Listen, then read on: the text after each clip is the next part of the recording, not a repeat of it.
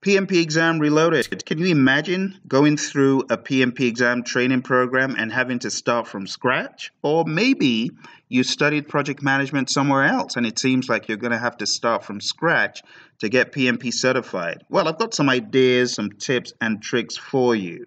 The first thing you need to do is recondition your mind, get it back in alignment with the PMBOK guide and the PMP exam dogma. You know that in your real world, things could be run very differently on projects. So you need to recondition your mind and retrain yourself for the PMP exam.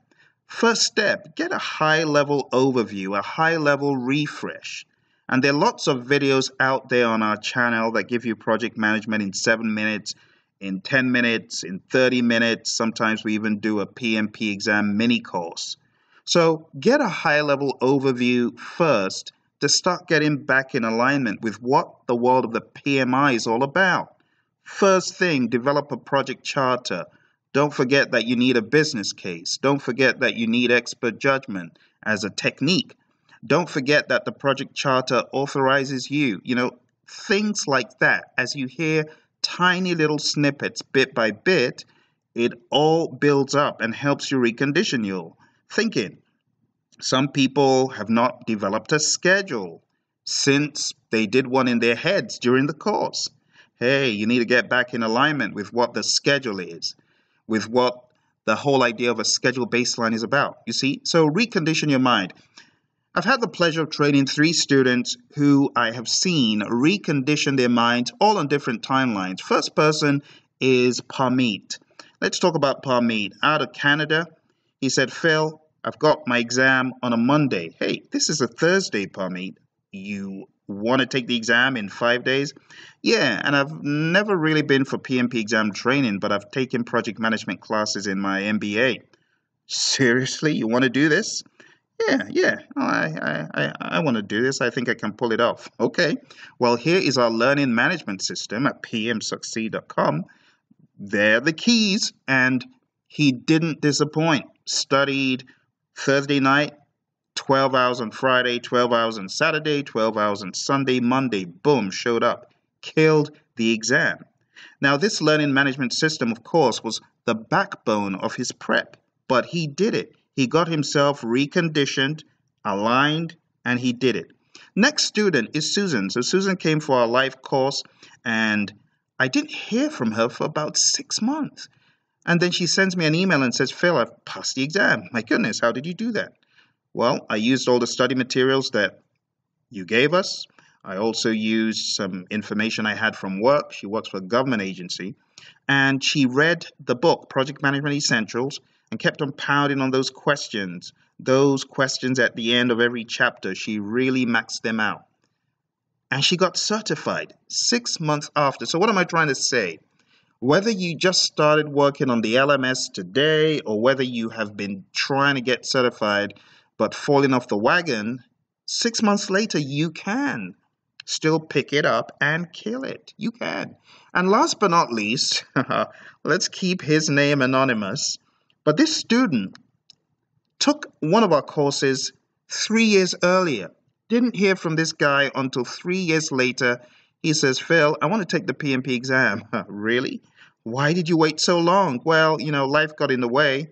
And I found myself on some difficult projects, but I want to do it now.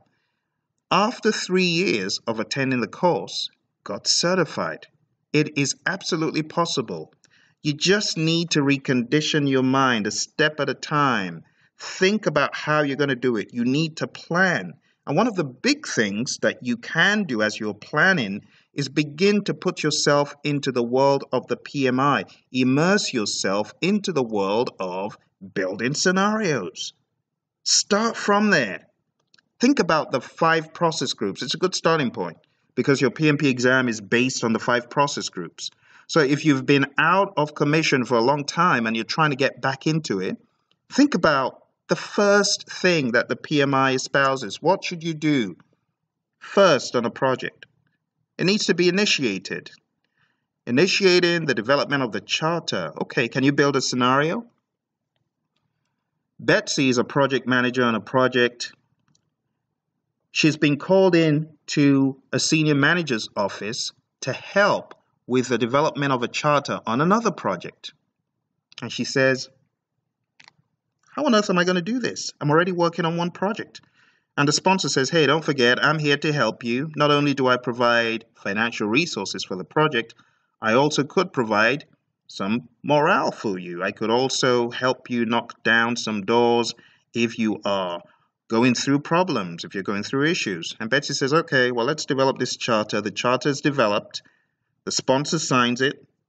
And off to the races she goes. What's the next thing that happens? She identifies her stakeholders. What does she use to identify these stakeholders? Well, she first of all carries out a stakeholder analysis and begins to think about the stakeholders that she has so far identified at a high level from the charter. And those stakeholders from the charter, a few managers in the firm, they say, hey, you've forgotten a few other people. So it's low-hanging fruit to get these people who already exist in the charter into the stakeholder identification process. You have to be imaginative, folks. That's what I'm trying to say. Build a scenario. What happens next to Betsy? What does she do next? What problems does she face? Okay, she gets into planning. She starts off trying to develop a plan for how to manage the project. But inside that plan, you've got many tiny little plans. You've got a scope management plan. Do you know what that is? A requirements management plan? How about a schedule management plan? Is it all coming back now? What about a cost management plan? You see, you have to immerse yourself into that world in your head, even without opening a book, and begin to build scenarios. What do I do in planning? Oh, well, I develop a plan for how to manage the project, but that plan is broken into other tiny little plans.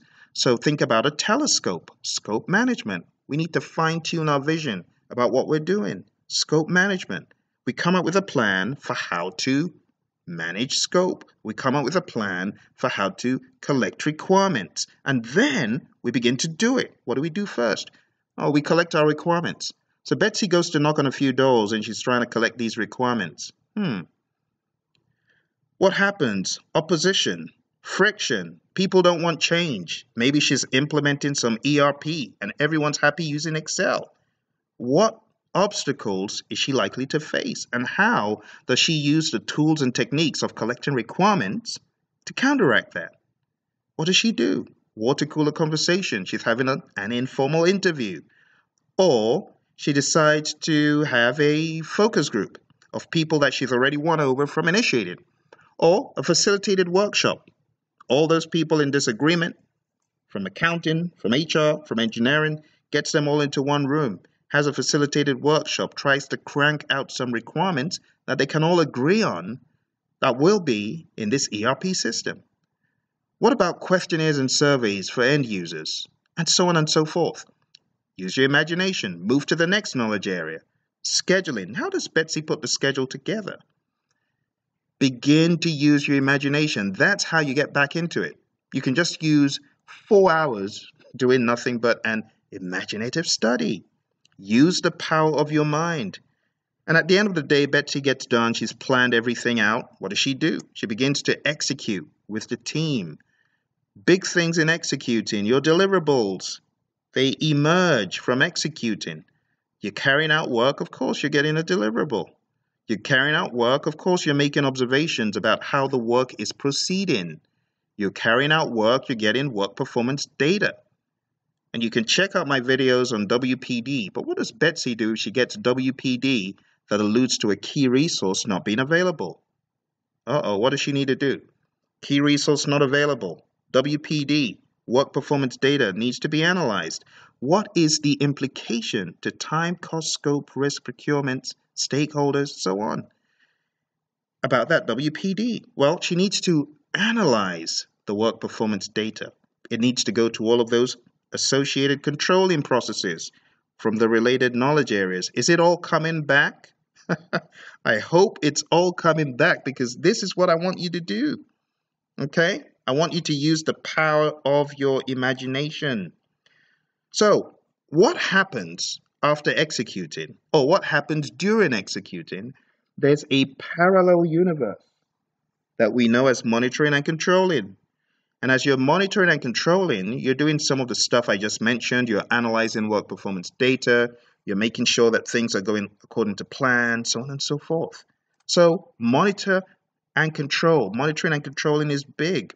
Monitor and control project work is where you crank out those work performance reports and you're reporting back to management. People are now aware of what's happening on the project and you're taking action. This is where you also deal with change orders or change requests. Betsy gets 5 change requests from a key stakeholder. What should she do first? Use your imagination. When all is said and done and this ERP is finally accepted, end users have tested it, what happens next? There should be a final transition to the folks in the operations department or to the people who have requested this ERP. You see where I'm going with this stuff?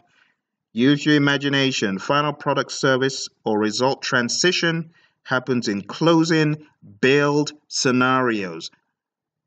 Take out reams of paper, chart this stuff, write it down. Don't be afraid of wasting some post-it notes on some scenario building. It's not even a waste. Yeah, you might throw them away, but hey, it's going to help you think it out. One of my students, Steve Shaw, he took over his dining table, put butcher paper all over the place, and then used post-it notes to draw out page 61. One process to the other, one process to the other. What comes out, what goes in, what comes out, what goes in. Needless to say, he killed the exam. Of course he did. He used the power of his imagination, put it on paper, went through the process. So if you're truly trying to get back into getting certified, folks, make some sacrifices. Use the power of your imagination. Build scenarios for every single piece of the PMBOK guide. Build it out. Expand on it. Think about certain tools and techniques or inputs or outputs that are making your life miserable.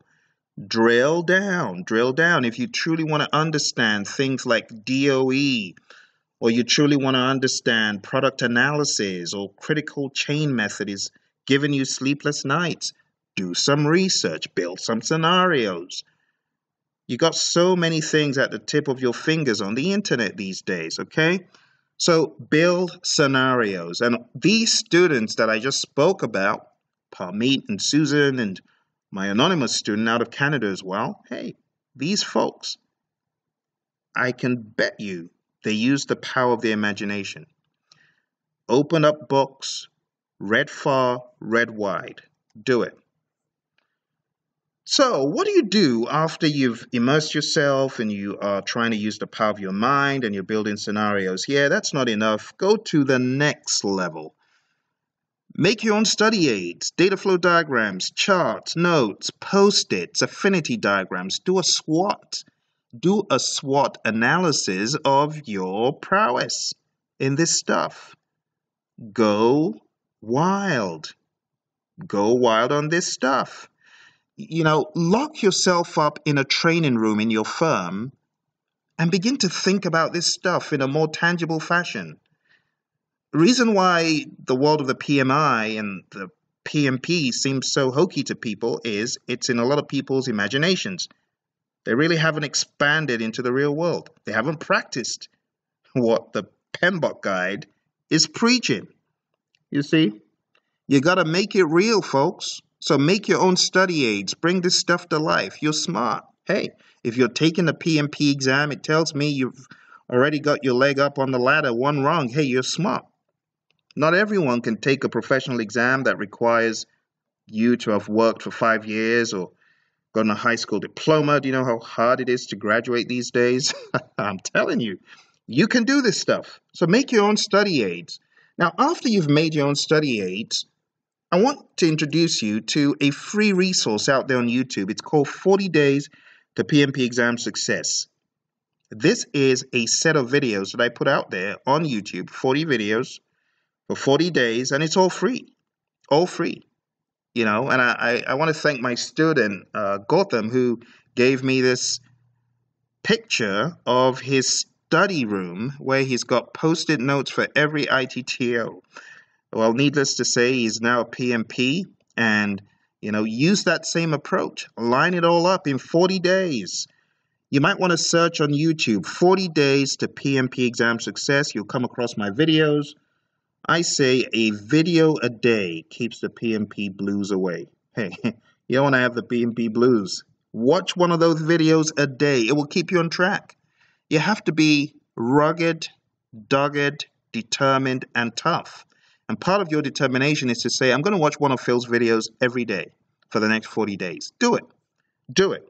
So these 40-day videos, step 1, watch a video a day. Keep the PMP exam blues away. Okay? Step 2, read the recommended PMBOK guide section. Read whichever section I'm talking about in the PMBOK guide. Baby steps, baby steps. 3 pages, 4 pages, some days maybe 10 pages, but hey, it's something that is achievable. You can do it. Step 3, answer any open-ended questions that I have below the video.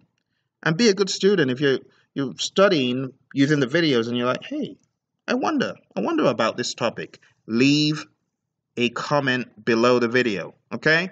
So I want you to answer any open-ended questions below the video, study fast, study wide, answer those questions. So that's how you begin to reframe and rebuild your knowledge. Now, if you're at this point and you're watching the videos and you're doing all the stuff that I've mentioned, next step, go to a whole new level. Go for a PMP exam course. Now, there's a course called PMP Exam Prep Camp out on PMSucceed.com. Hundreds of hours of study, audio visuals, video, interactive slides, test quizzes. Go to PMSucceed.com. For the price of a few Happy Meals, you can start studying for the PMP exam. It will lead you to success. Hey, that's why we call it PM Succeed. We want you to succeed. Now, after you come on board that course, the next thing is to go for that extra push. First of all, hold yourself accountable, okay? And help us to hold you accountable by sending us information about how your studying is proceeding. You see, send emails. A lot of people are not even students on our learning system, but they ask questions. Hey, YouTube is a great platform for you to ask questions. Why don't you leave a question below this video? If you've got any questions about the PMP exam or something's clouding your mind, hey, it's free to ask questions. Okay? You can't succeed alone. So ask questions. Ask questions. And then take our mock exam, because our mock exam will give you the extra push that you need. If you want to know more about our mock exam, maybe you are on the wagon already, go to Praizion.com and check out our PMP mock exam for more information. Okay? Those mock exams will really help you. Next thing, continuous Q&A. Mentoring, coaching, and training is one of our trademarks. If you are a student on our course and you're stuck, the good thing is you've got questions and answers that you can send in. I mean, people who aren't even our students do that. So continuous Q&A is a big thing as you're studying for the exam to help you across the finish line. I remember when I was taking my PMP exam, I wished that I had someone that could help me. The closest I got to finding help from someone who was a PMP to kind of clear the cobwebs in my head was the person I bought my study guide from on eBay. He wasn't really very helpful. But hey, here you've got continuous Q&A, mentoring, coaching, training, all sorts of good stuff. Okay? Next thing I want to call your attention to is our website, Praizion.com or PMSucceed.com. If you want to take the course, go to PMSucceed.com. There's an entirely free module on project integration management. Watch the module. Even if you're not signing up for the course, hey, watch the module. Get some knowledge, okay? It's on us. All right? Or send us an email to info@Praizion.com. And I would like to say a huge thank you for your audience. I wish you all the best on the PMP exam. Don't forget, use the power of your imagination. Go, go, go. Let's do it. Let's kill the exam because you absolutely can. Bye for now.